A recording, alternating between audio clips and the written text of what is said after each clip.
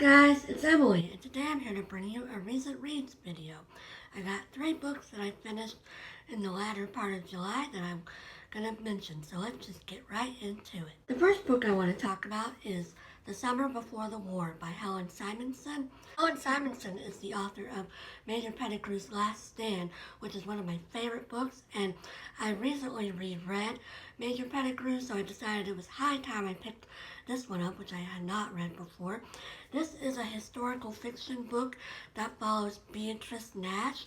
She is a young woman who is hired to be the Latin mistress in a small town called Rye, which is a real town in England in 1914, in the summer of 1914. And it's about her friendship with the local matriarch, Agatha Kent, and her friendship with the 2 Kent nephews, Hugh and Daniel.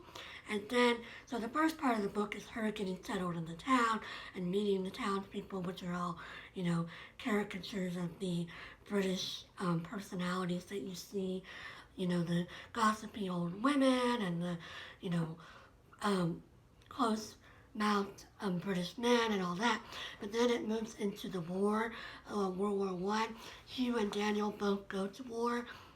And Hugh in particular is a doctor, and so he's interested in the medical part of the war. So it's just a sort of like a coming of age story in a way, because the war really affects the 3 of them in different ways. And then there's another component to the story where when the war starts, they take in some Belgian refugees, particularly one named Celeste.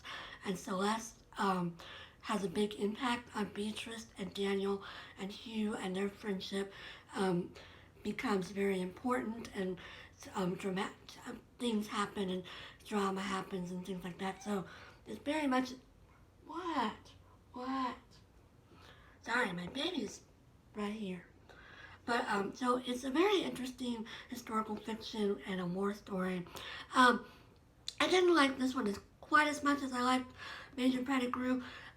It seemed sort of slow at the beginning, and then once the war started, it was like bang, bang, bang, bang, bang. There was constantly something going on, and some of the things, like there'd be like 2 or 3 events at the same time, which seemed kind of unrealistic, but it was still a really good book. Beatrice and Agatha are just very interesting, strong female characters, and all the boys are very interesting. So yeah, I would recommend this if you're interested in historical fiction. Helen Simonson's writing is really beautiful, and I really enjoy it. And yeah, it just was a good summer book, obviously because it's got the word summer in it. But it was just a really nice, easy historical fiction read.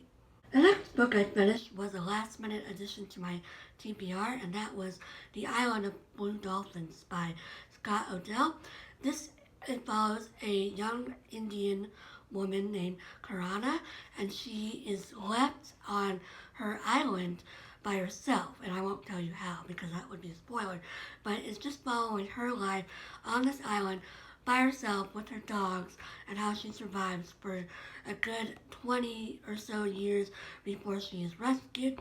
And this is based on a real life story that happened. A woman who was given the name Juanita survived on San Nicolas Island, which is an island off the coast of California, for 18 years, and they then rescued her, and she was taken to the missions, and they couldn't find anybody to talk to her because she spoke an Indian language that had basically died out. And then she died like 6 weeks after she came to California because she wasn't used to the diet, and she was exposed to illnesses that she had never been exposed to. So the actual story is kind of sad. This story is very interesting because it sort of reminds me of Hatchet, which came out around the same time. This came out in 1960 or so, and as you can see, it won the Newbery for best middle grade novel. This is a middle grade novel, but it's a very impactful read. It's a very quick read. I read this in about 24 hours, and yeah, I read this for the Around the Year challenge, which you had to read a children's classic that you had never read before. So yeah, I enjoyed this.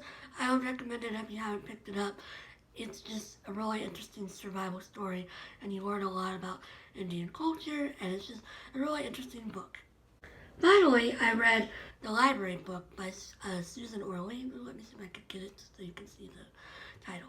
And this is a really fascinating nonfiction book that details the history of the fire in 1986 that burned down the Los Angeles Public Library.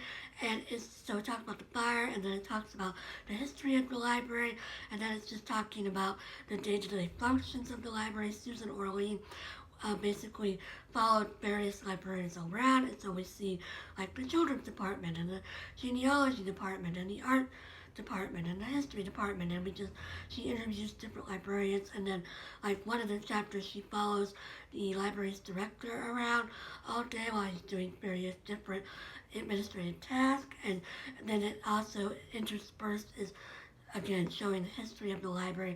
It's a really fascinating book. It's also partially a memoir. Susan Orlean is detailing her own history with libraries, and she particularly is talking about her experiences in Cincinnati when she was a child. She and her mother would go to the Cincinnati library, and it was kind of like their bonding thing. And now, when she's writing this book, her mother has dementia, and so she feels like this book is sort of like a way to reconnect her with her childhood now that her mother no longer remembers her childhood. And she mentions in the acknowledgments that her mother passed away shortly after she finished this book, so it's a really nostalgic book for her, and a very sort of a sad book in a way. But yeah, it's a really good book. It's one of those nonfiction books that I would recommend to a person that doesn't read a lot of nonfiction and is trying to get into it.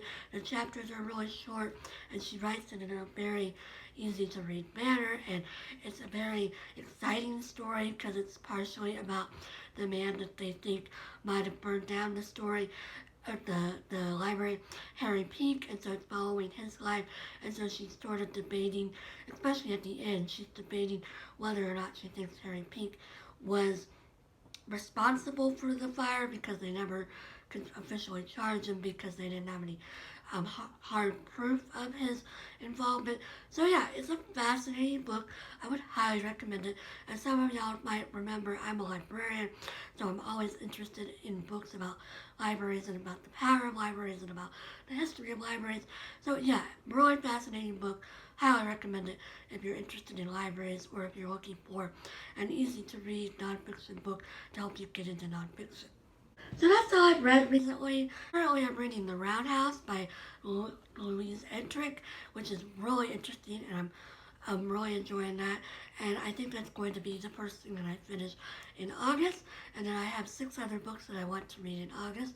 So I hope everybody's having a great day and you're reading some great books. And I'll talk to you again soon. Bye!